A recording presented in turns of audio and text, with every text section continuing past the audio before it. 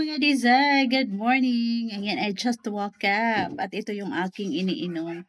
Every morning guys, pagkagising ko yung ating salabat with lemon. Ayan guys, isa to sa nakakatulong sa aking immune system para lumakas guys. And then, para mag-ano din tayo, para pumayat at lumiit yung ating tummy, yung ating belly. Ayan.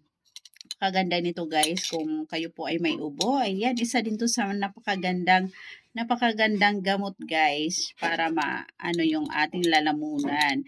At isa rin to guys sa nakakaganda ng boses. Ayan yung ating salabat. Ayan para kasi malinis yung ating ano guys, yung ating lalamunan, yung ating bituka. Ayan. Kaya ito yung aking daily guys. Mm. Oh my God. Ang sarap ng lasa niya, guys. Maasim-asim na matamis. Ayan, I really love it.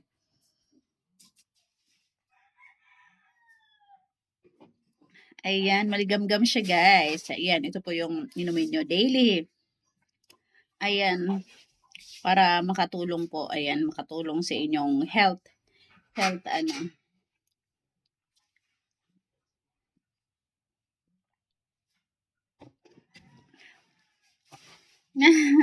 Asim niya, guys. Maganda rin siya. Haluan nyo din siya ng honey, guys, para hindi kayo maasiman masyado.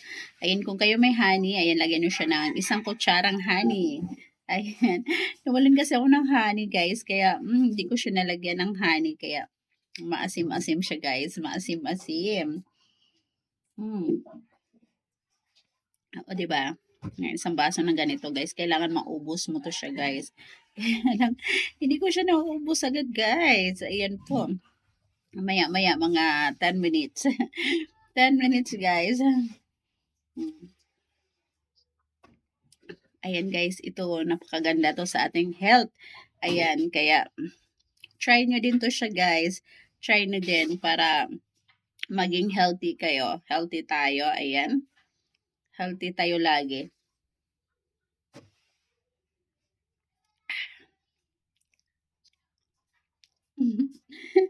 Aray ko.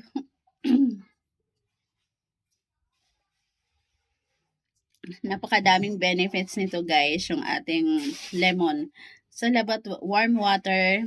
Ayan, warm water with lemon and then sa labat. Ganda to sa ating katawan, guys. Body cleansing to. Nililinis niya yung ating bituka. Ayan.